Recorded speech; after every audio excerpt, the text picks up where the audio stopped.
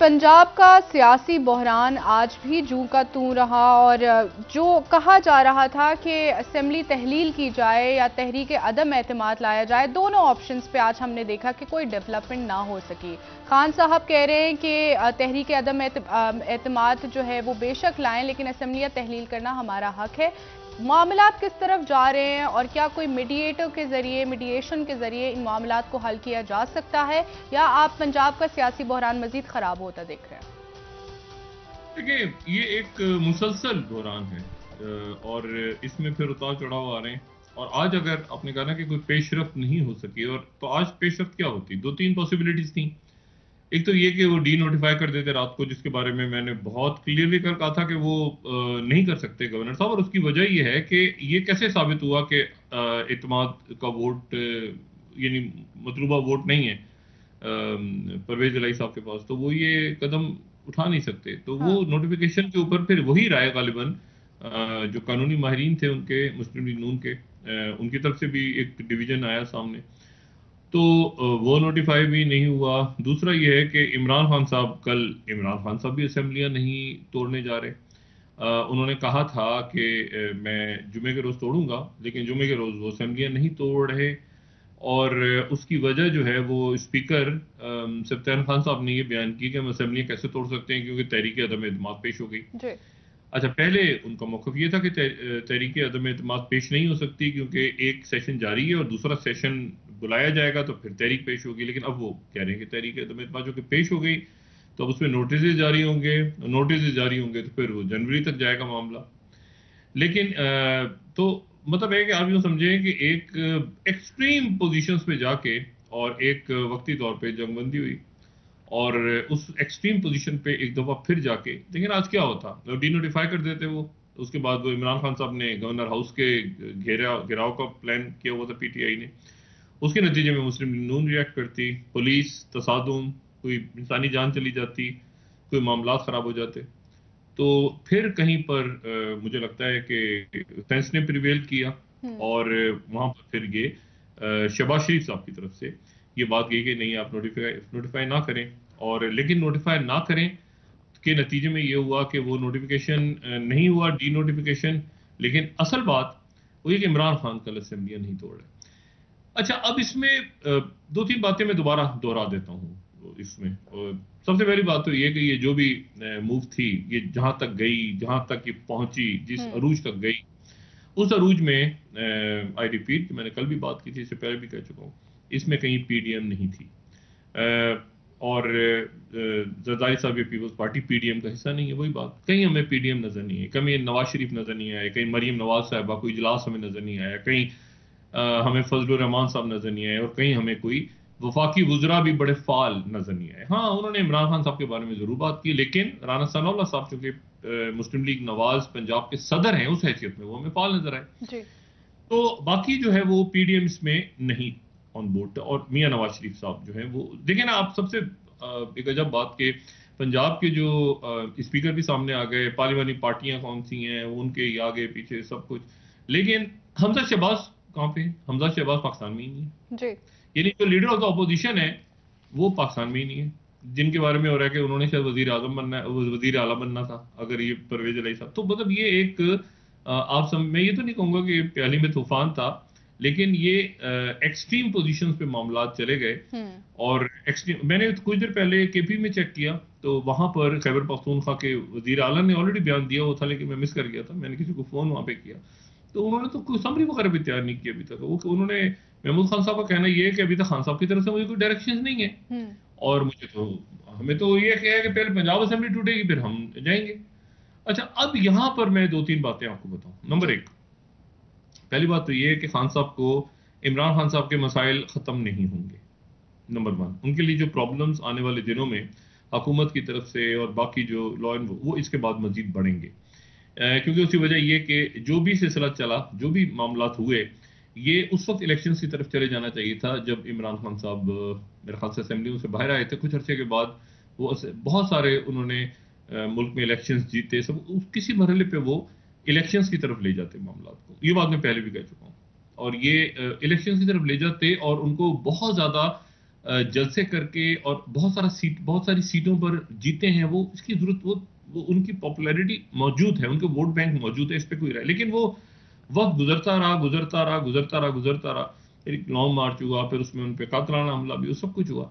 तो ये अब इस वाली मूव के बाद, क्योंकि कल असेंबलियां भी नहीं टूट रही, तो अब इमरान खान साहब व्हाट नेक्स्ट, एक सवाल खड़ा होगा। जी। अच्छा, असेंबलियां नहीं क्योंकि टूट रही पंजाब की और केपी की, तो वफाकी हुकूमत जो है वो मजे से बैठी है अपनी जगह। वफाकी हुकूमत से मेरी मुराद जो है वो पीडीएम और उसके इत्तेहादियों की हुकूमत है। लेकिन ये जो मूव अभी हुई, ये मैं रिपीट कर रहा हूं, इस मूव के अंदर शहबाज शरीफ साहब थे, इसमें नवाज शरीफ साहब ऑन बोर्ड नहीं थे। यानी इस सिस्टम के क्योंकि दो बड़े बेनिफिशियरी हैं, बाकी वैसे तो बाकी जो हैं उनके पास वजारतें भी हैं, सब कुछ है, लेकिन इसमें इस सिस्टम के, ये जो सिस्टम चल रहा है इसमें मैं दोबारा बात कहता हूँ, रिपीट कर रहा हूँ पुराना जुमला, कि इसमें ना नवाज शरीफ मौजूद हैं और ना इसमें इमरान खान मौजूद हैं।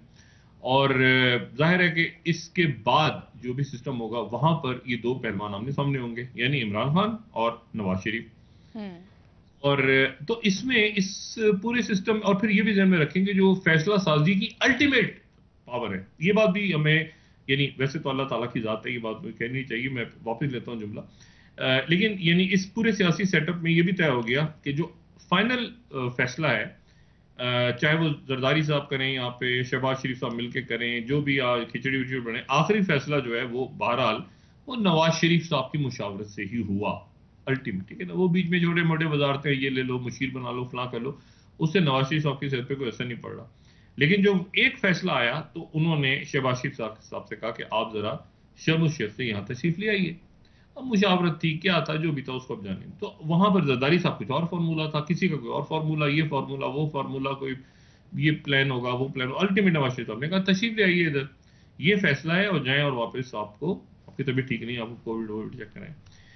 तो ये अल्टीमेटली नवाज शरीफ साहब का फैसला। बाकी सारे यहाँ पर जो है वो, मैंने इसको बनाया, मैंने उसको बनाया, मैंने ये किया, मैंने वो किया, फलां किया, वो सारे ठुस हो गया सारा।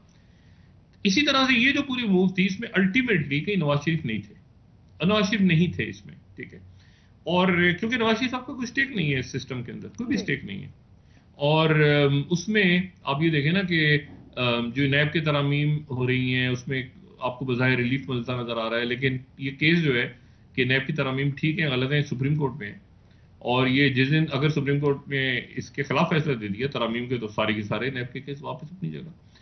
तो अच्छा, अब तो इशू ये है सारा कि ये जो सिस्टम है ये डिलीवर नहीं कर पाया। ये मुस्लिम लीग नून, ये नवाज शरीफ साहब को भी अंदाजा है कि ये मईशत के इशूज, ये इसाक डार साहब, आपको मुझे बताएं इसाक डार साहब के फाल नजर आए आपको? जरदारी साहब से मिलते हुए नहीं नजर आए ना। इसाक डार नुमाइंदगी करते हैं नवाज शरीफ साहब के पाकिस्तान में, तो मतलब एक तरह से उनको डिफेक्टो कहें या जो भी उनको कहें, वही प्राइम मिनिस्टर, वही बात करते हैं। और वो आप देखें कितना उनका एक स्टाइल देखें कि वो जाके आरिफ अलवी साहब से भी मिल लेते हैं। अब शहबाज शरीफ और आरिफ अलवी तो क्या बात करेंगे, नहीं वो इसाक डार बात कर रहे हैं पॉलिटिकल मामला पे on behalf of Nawaz Sharif, और वो मुज़ाकरात की बात हो रही थी। अगर आप देखें आरिफ अलवी और आप वॉच करें आरिफ अलवी साहब को और आप वॉच करें इसाक डार, आप हाँ, तो आपको मुज़ाकरात की बात, मुज़ाकरात हमें आगे बढ़ना चाहिए, कोई रास्ता तलाशे, इस तरह की बात आपको नजर आएगी।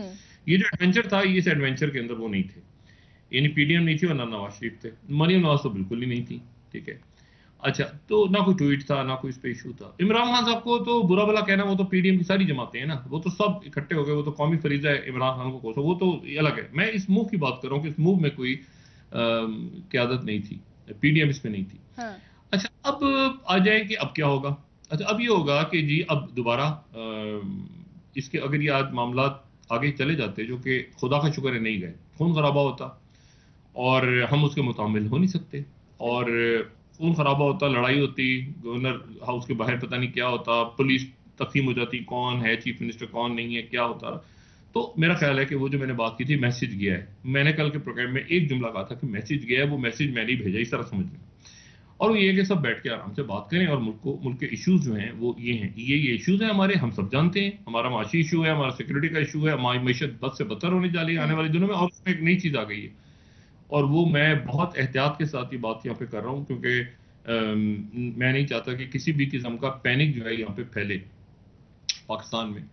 और वो जो इशू है वो थोड़ा सा सेंसिटिव भी है। मैं उसको अब इस वक्त भी चाहूँ तो मैं इसको डिस्कस करके मैं जल्दी से निकल जाते हैं आगे।